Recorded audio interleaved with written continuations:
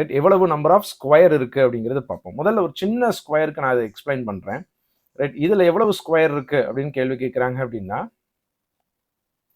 Right, முதல்ல நான் கவுண்ட்டில் காமிக்கிறேன். இதில் ஒரு சின்ன ஸ்கொயர் 1, இது 2, இது 3, இது 4, ரைட்? மொத்தம் 4 ஸ்கொயர்ஸ் இருக்குது. அப்புறம் இது எல்லாமே சேர்ந்தது வந்து ஒரு ஸ்கொயருங்க. எல்லாமே சேர்ந்தது ஒரு ஸ்கொயர், மொத்தம் 5 ஸ்கொயர் இருக்குங்க. இது ரொம்ப சின்னதாக இருக்கக்கூடிய ஒரு பாக்ஸுக்கு சொல்லியிருக்கும். இப்போ நிறைய ரோ நிறைய காலம் இருக்கிற போது பார்ப்போம். ஸோ ஃபஸ்ட்டு இந்த ஃபஸ்ட் இதில் எத்தனை ரோ இருக்குது, எத்தனை காலம், ரோவில் எத்தனை ஸ்கொயர்ஸ் இருக்குது, காலமில் எத்தனை ஸ்கொயர்ஸ் இருக்குங்கிறத நான் கவுண்ட் பண்ணுறேன். ஃபஸ்ட்டு 1, 2, 3, 4 இருக்குங்களா இங்கே. ஸோ காலம் வைஸ் வந்து பார்த்தோம் அப்படின்னா, அதாவது ரோ வைஸ் வந்து பார்த்தீங்க அப்படின்னா 4 இருக்குங்க. காலம் வைஸ் பார்க்க போகிறேன். 1, 2, 3. ஸோ இங்கே இருக்கக்கூடிய நம்பர் ஆஃப் ரோஸும் நம்பர் ஆஃப் காலம்ஸில் இருக்கக்கூடிய கவுண்ட் டிஃப்ரெண்ட்டாக இருக்குது அப்படின்னா என்ன பண்ணணும் அப்படின்னா, ரைட்?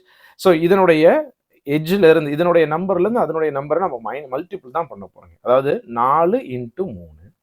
அடுத்தது ஒன்றா குறைஞ்சிக்கிட்டே வரப்போகிறோம். ரைட்? மொத்தம் ரோவில் எத்தனை இருக்குது, காலமில் எத்தனை இருக்குது, நம்பர் போடுறோம், அந்த 2 நம்பரையும் மல்டிபிள் பண்ணுறோம். அடுத்து ஒன்றா குறைச்சிக்கிட்டே வர போகிறாங்க. 4ல் 1 குறைச்சோம் அப்படின்னா 3, × 3ல் 1 குறைச்சோம்னா 2.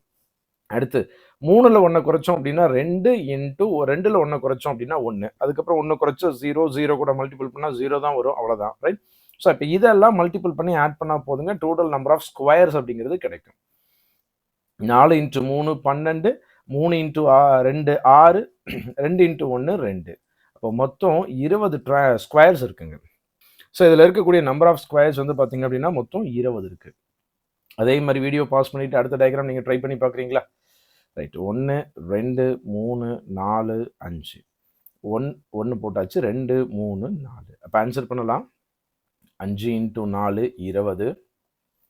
4 × 3 ஒன்றா நான் குறைச்சிக்கிட்டே போகிறேன், ரோலையும் சரி காலம்லையும் சரிங்க. 4 × 3 12. 3 × 2 6.